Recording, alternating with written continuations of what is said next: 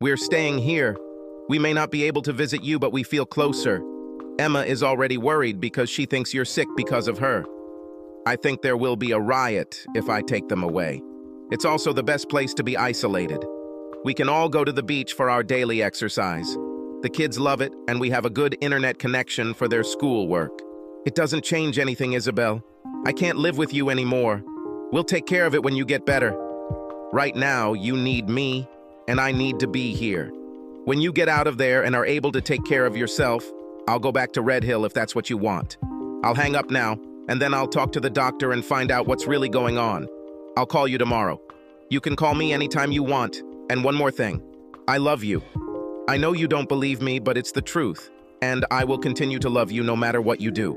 I managed to contact a doctor who agreed to talk to me if I promised not to call again. He told me that Harry was in really bad shape and that he was being transferred to intensive care. When I told the kids about my conversation with Harry, we decided to make a video for him.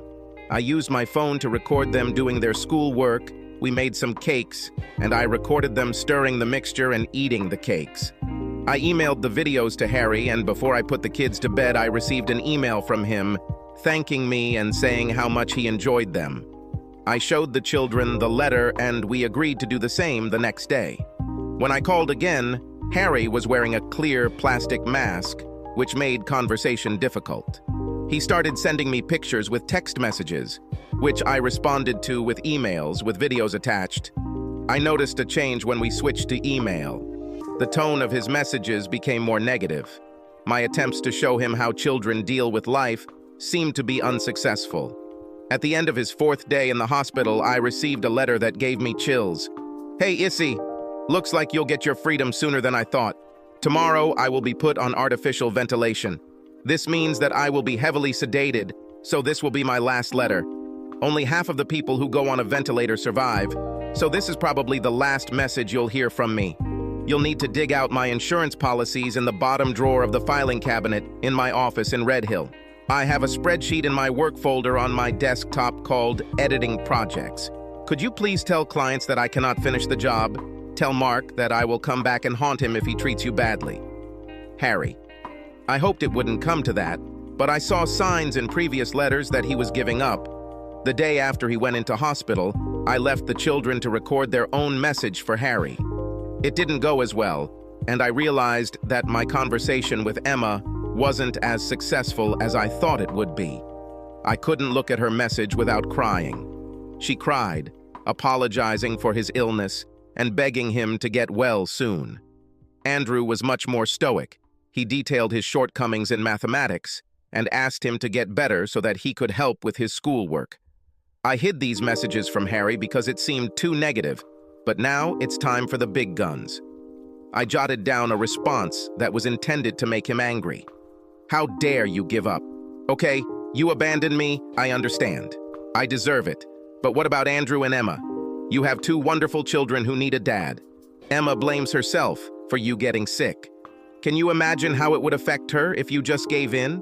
Stop feeling so damn sorry for yourself and deal with it.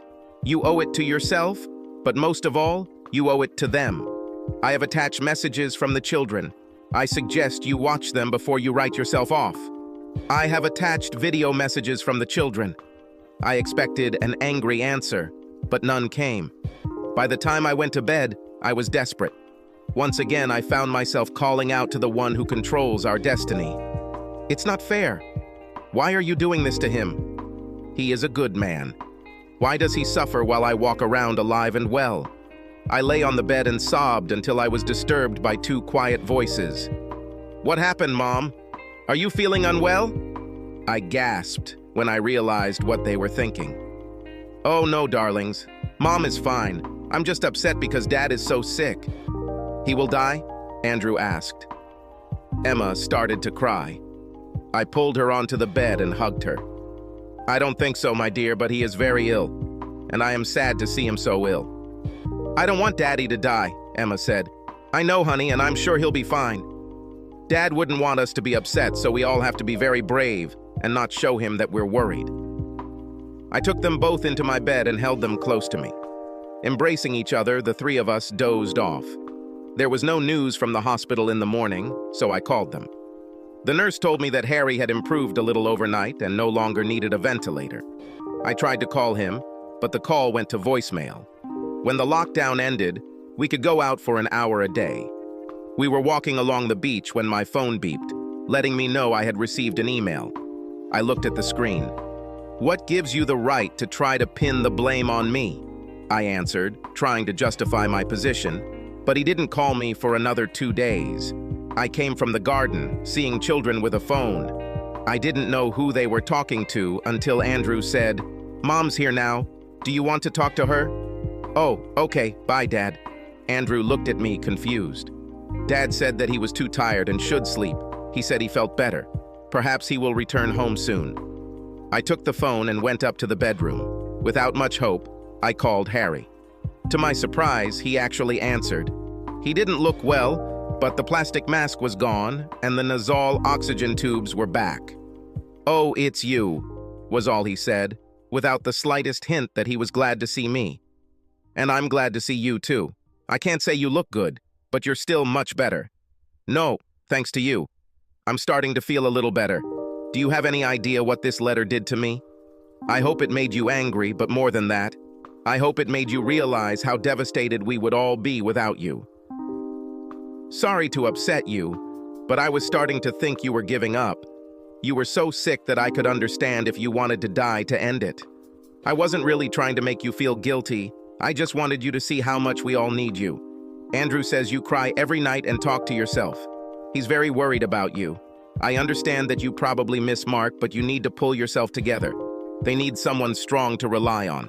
While I'm here, that someone has to be you." "Oh, Harry, I don't miss him one bit. It only comes to my mind when I think about what I did to you." "Yes, be that as it may, but it doesn't change the fact that you have to be strong for the sake of the children. That's what I do. Now that I see that you are on the mend, it will be much easier for me." "Then it's okay. Now I feel tired. I think I need to take a nap. Goodbye." I went downstairs and took the children by the hands. "Dad is getting better. Isn't that great?"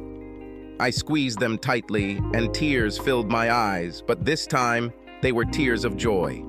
Emma asked why I was crying and seemed puzzled by the answer. "Because I'm so happy, darling. We had a celebratory dinner of fish and chips from a local diner and made plans for Harry's return. Another week passed before Harry returned home. I wanted to kiss him, but I saw that he was not ready for this. I limited myself to hugs. The children joined him, and even Harry had tears in his eyes. Returning home did not mean that he was completely healthy. He was short of breath and couldn't climb the stairs without help, but he still looked more like the old Harry. I spoke to his nurse at the hospital, and she made it clear that he would need support for a while. I waited until the children went to bed and sat down to talk to him. "I know you don't want me here. I understand that, but you need me here now, so I'll stay. I'm not going to share a bed or even a room with you. I moved to the one down the hall. I'll stay here as long as you need me. But if you want me to go, just say so, and I'll take the children with me to Red Hill. As soon as you feel able, we will share childcare with you." "Why? Let's not talk about this now. Wait until you get stronger and I will answer all your questions." "No, I mean, why are you doing this? It will be better for you if I never get better. In a divorce, you will receive custody of the children. Of course, if I died, you would be even better off." "Don't you dare say that. Have I ever done anything to make you think that? I don't want a divorce. If you do this, then I will cooperate as long as it is fair. Why am I staying here to help you? Because I'm your wife and the mother of our children, and that's what wives do. So you're just doing your duty." "No, damn it. You're making me say, even if my words make you angry. All right, I will say, I love you, so I want to help you get better. I love you. I know you don't believe me, but it's true. I'm so sorry for what I did. If there was a way to go back and fix everything, I would do it in a heartbeat, but there isn't. So I have to live with the consequences. The problem is that we all have to live with the consequences. It's a shame you didn't think about this before you started. Now I feel tired. If you don't care, I'll go to bed." We both stood up and headed towards the main stairs. I helped him up the stairs he had been running up just a few weeks ago. Harry continued to recover, and within 2 weeks, we were able to walk on the beach. During one of these walks, I started talking about returning to Red Hill. You don't need me here anymore, and I need to catch up. I can take the kids with me and bring them on weekends. Harry was silent for a while. We climbed over one of the groins, and as we moved on, he took my hand. You can work from here. There's enough space. You can turn one of the rooms on the top floor into an office if needed. There's even a private staircase so clients don't have to meet their family. I thought you wanted to get rid of me. I'm used to you and the children always being around. You said you'd stay until I sent you away. No. I said I'll stay as long as you need me, but look at yourself. You don't need me anymore. I remember it differently. We walked a little more, holding hands and side by side. Are you telling me to move here with you? He was silent for some time, and when he spoke, there was no answer. You really threw it into the canal, didn't you? You know I already told you. It's quite funny when you watch the video. He pulled out his phone and, after a few taps of his finger, brought up a video showing Mark and I walking along the towpath. Where did you get this from? Have you been following me? Not me, but his wife, Portia, or rather, her father. They were suspicious of all his research trips, but let's not talk about that, just watch. He turned up the volume and I heard a splash as Mark fell into the water. His voice was clearly audible as he shouted at me, and my response was also audible. Harry started it and cranked it again. This is the most interesting thing. Watch how his head comes out of the water, just like from a cartoon. I watched, and when Mark surfaced, I noticed him release a stream of water from his mouth. It was like a scene from a farcical comedy. This made me smile until I realized that there must be more videos much worse than the one I saw. You seem pretty angry. Do you want to tell me about it? Not really. I saw him for who he really is. I saw myself for who I was, and I really don't like what I saw. He thought I should just accept it and move on. He doesn't take no for an answer. Well, guess what he does now? Where did you get this video from? Portia is divorcing him. She sent me everything she had. I only looked at this. Don't look at the others, Harry. Don't torture yourself. You don't need them. I will not fight a divorce, no matter what the conditions are. I have already deleted them. I just thought you might like it. I would prefer not to see this. This is something I am deeply ashamed of. I understand why you find it funny, but I'd rather not watch it. I hope I never see him again. So why? Why do what you've been doing for so long? I can't tell you because I don't know myself. For the first time, my ego was massaged by the desire of a very attractive young man. Add a little alcohol to the mix, and I might have been easy prey for him. It pains me to say this, but now I know that this is all he needed. After the first time, I was sure that I would never do this again, but he was very persistent. I gave in, and to be honest, I was interested in doing something that I shouldn't have done. That's probably why we went to where I was with you. There was always a chance that we would run into someone who recognized me. This increased the excitement. God, I sound like a selfish bitch. That's probably true. I convinced myself that you have nothing to lose from this. Yes, I know it's a cliche and I know it's not true. Sometimes it seemed to me that there were 3 people in our bed at night. Were there times when you made love to me while thinking about him? I looked at the rough sand under my feet and nodded. I'm sorry, Harry, but yes, it was exciting again. He is not a better lover than you. Forbidden fruit excitement aside, he was probably much worse, very selfish. Did you ever think about me when you were in bed with him? Only on the last evening. I finally saw him for who he is, and myself for who I am. That's when I wanted to be in your arms. Since then, I really want it.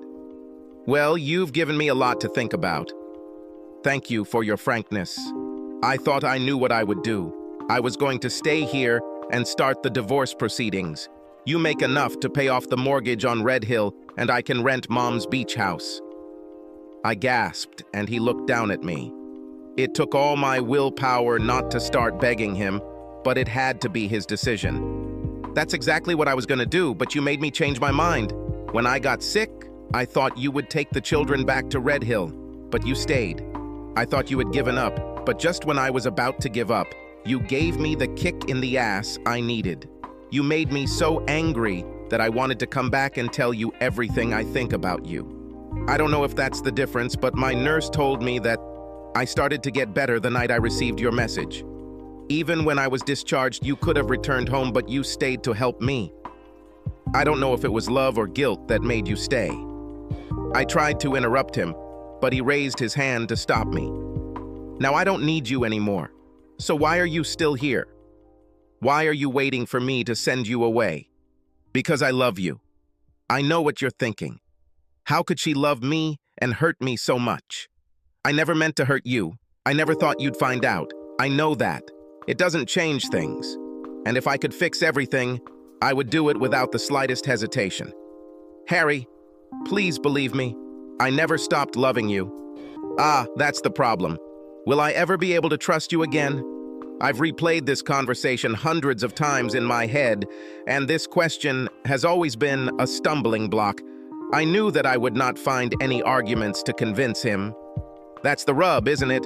I can promise to never lie to you again, but how do you know whether to believe me or not? I can only ask you. I will do everything in my power to gain your trust, but I cannot force you to trust me. We walked close to the water, and as we approached another groin, a large wave crashed onto the sand. Water rushed onto the shore and I stumbled, trying not to get my feet wet. I started to fall and found myself being held in their arms. Harry caught me as I fell, and now he was looking into my eyes, his face just inches from mine. I longed for him to kiss me, and for a moment it seemed to me that this might happen. But alas. Are you okay? I'm fine. My foot is just wet, that's all. Let's go back. We turned around and walked back to the house. He was silent for some time, but I saw that he was deep in thought. When we approached the house, he stopped. I'm not going back to Red Hill. I grew up here and I love it here. I love this house. I'm not leaving here. Then we'll move here. We can send our children to the local school and live here. If we sell Red Hill, we might be able to buy this house from your mother. You know that everything will not be easy. I'll probably be suspicious of everything you do. Do you think you can handle this? I don't know, but I want to try. I want a chance to get you back. You need someone to love you. I want to be that someone, and I will do whatever it takes to make you love me again. That's my problem. I never stopped loving you. There were times when I wished I could stop, but there are still children, and I will do my best not to harm them. Like I said, I have some things to think about. That was 2 days ago, and he didn't ask me to leave. In front of the children, we continued to pretend to be normal. At least, I think it was a pretense. I know I'm walking on eggshells, afraid that I'll do or say something that will make him want me to leave. And now everything will be like this? I ask myself. If that's the case, then I'm not sure we can do it. Life doesn't prepare you for sharing a home with someone you love when that person keeps you at arm's length. It was so easy to start an affair with Mark, but much harder to undo the damage he had done. Tonight I tried a new tactic. I put on a mask to look my best. I let my hair down and combed it until it shone. Completely naked, I applied a little blush to my areola. At the other end of the corridor, Harry was lying in bed, reading. Once everything was perfect, I put on my high heels and robe and walked down the hallway. I walked into Harry's room and dropped my robe on the floor. I stood in front of him completely naked and felt vulnerable. He looked up from the book, and his gaze took in every detail of the sight before him. "Did you look like that to him?" he asked. Tears welled up in my eyes, and I fought the urge to cry when I realized that he would be asking himself such questions for a long time. "No, Harry. I never exposed myself naked in front of him. There was no need for that. I'm very sorry. My behavior now was a mistake." I bent down to pick up my robe. "No, don't get dressed. Since you came here to show yourself, show yourself." I felt the color rise to my cheeks as I looked into his eyes and realized that he meant it. Hesitantly at first, but then more confidently, I turned and walked away from the bed. I reached the wall, turned around, lowered my right hip, and placed my hand on my thigh. I looked into his eyes, and walked back. At the other end of the room, I stopped, turned to face him, lowered my other hip and assumed the same position as before.